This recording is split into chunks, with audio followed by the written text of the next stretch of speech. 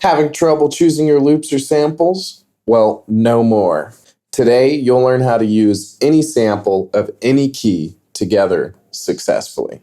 Layering samples can give you great creative outcomes. And in the same way we layer snares and kicks, why not layer samples? Let's take a look. Please smash that like button and subscribe. So first thing before anything is you're not always going to have the key of a sample, so we're going to figure out how to find it. I'm going to open my piano roll here. And so in order to find a sample, you just got to start playing notes and hear what sounds correct. And those will end up being the notes within your scale. If you're using FL Studio and you don't have a MIDI controller, you can come up here and you can click Typing Keyboard to Piano Roll, and then you'll be able to use your computer keyboard to play notes. So let's play this sample and start playing notes.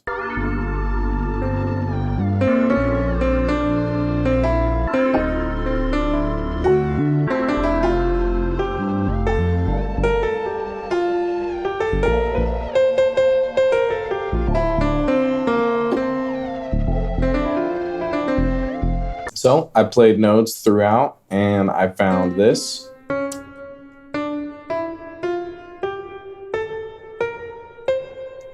I found all these notes throughout this scale here. And so we're going to look, and the reason this is important is because if you're merging together samples, they have to be playing notes within the same key or the same scale for the most part for them to sound good.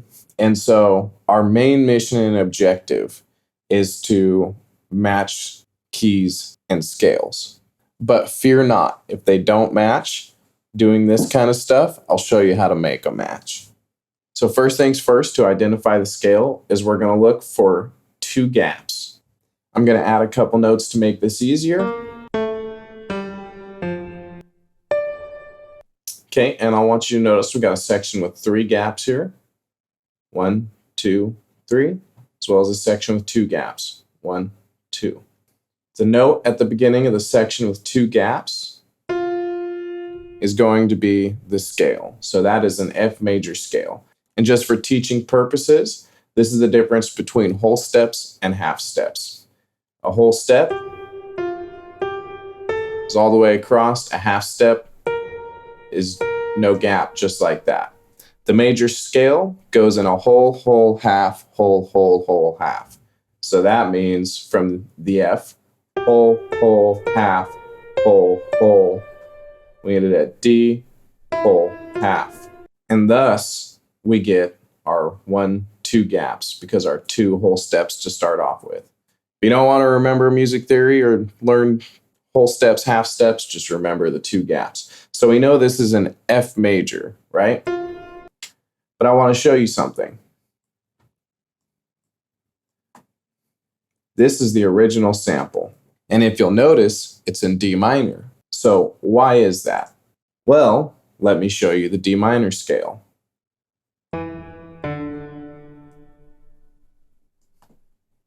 That's the D minor scale. It is all the same notes of the F major scale, except for starting instead of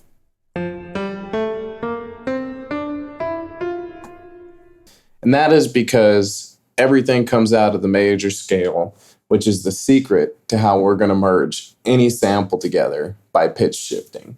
So we're going to rename this to Somatics. That's who did the sample. I want to give them credit. F major. And we're switching it to F major from D minor because minors are what is actually called a mode of the major scale. Most all scales are modes of the major scale or are compared to or relate to the major scale. And because of this, we'll convert everything to a major scale and start matching them up to make it easy. So now that we have F major, we're going to find another sample at F major.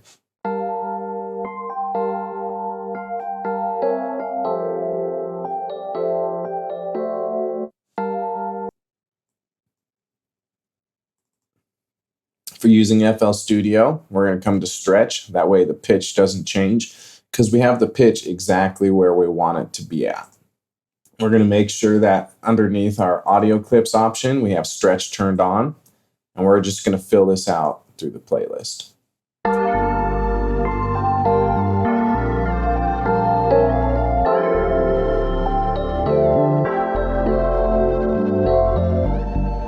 And now, as you'll see, for the most part, that works. We didn't have a lot of clashing notes. It didn't quite sound the best, but you can chop up the sample underneath and make that work. Now, what about some different ones? Let's do G major. Change this to 140 BPM to match it. So what about that? Well, let's grab any other major. That sounds pretty good. So double this up. We're going to stretch. Bring this to the end. I'm going to cut off the excess.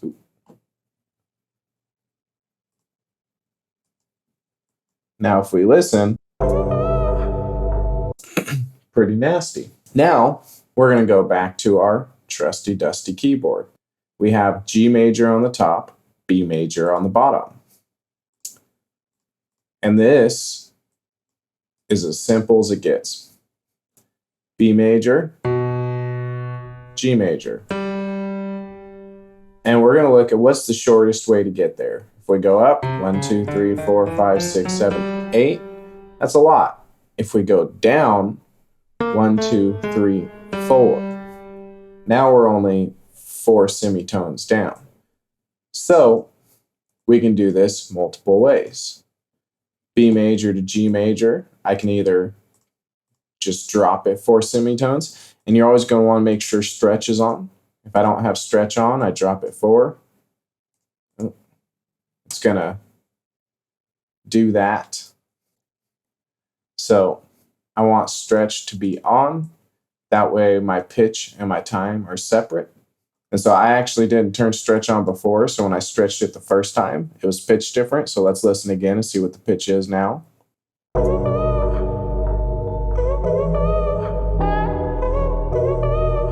Still pretty terrible.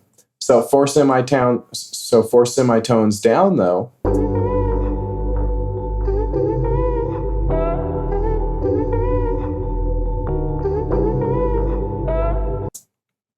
Kind of works. I don't like it. Let's grab another one. Okay, so we've got another sample here. We will go back to our keyboard. So we've got E to G, obviously. It's going to be 3 being the shortest. So we'll go 3 and pitch this up.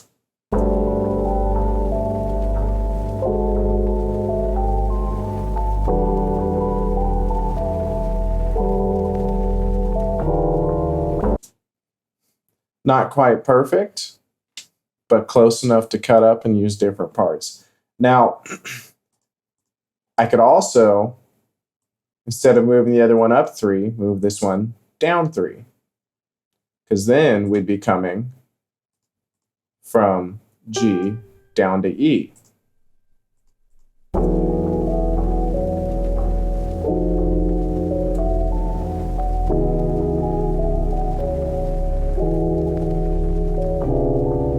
Sounds a lot better until this last dissonant chord at the end. So I'm just going to get rid of that.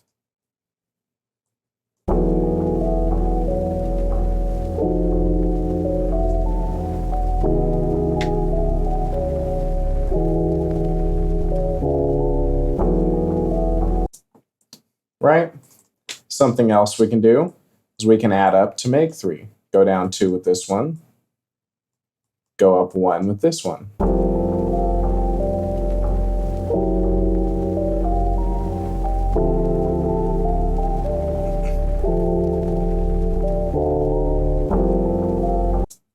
And either way, we're still meeting in the middle. Now, I want you to notice something in our last D minor to F major sample. D to F is 1, 2, 3 notes. So 3 notes is the difference between the major and minor scale. And the reason that is important is because we can mix minor or major scales, and we don't have to rename them. So here I've got E major. If we look at our keyboard, down 3 is 1, 2, 3. That'd be C sharp minor. Let's see what we can find. What I found wasn't quite C sharp minor. Didn't want to be looking all day, but it is C minor.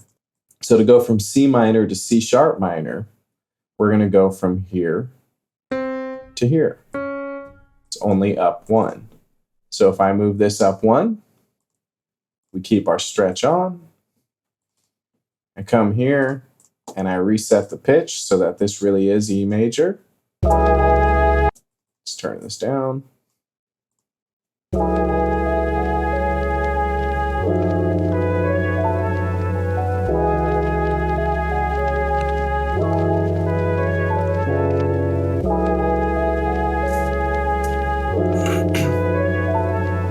We are now using a minor and a major sample together. And the simple difference is a minor sample is down 3. And so while any sample you mash up isn't going to sound perfect right away, we can at least make sure that they are in time with each other and the notes played in those samples are in the same keys and, for the most part, always in the same scales. So to summarize, I showed you how to find the scale of a sample. After we found the scale, I showed you how a minor and a major can be the same keys. And based off of the majors and minors being able to be the same keys in a scale, I showed you how to pitch shift, take any minor or any major scale and make them the same exact scale with the same notes in use. If you like this video, please like this video. If you have any comments, please comment. I always appreciate a subscribe. It's Warren with Scale Audio, and adios.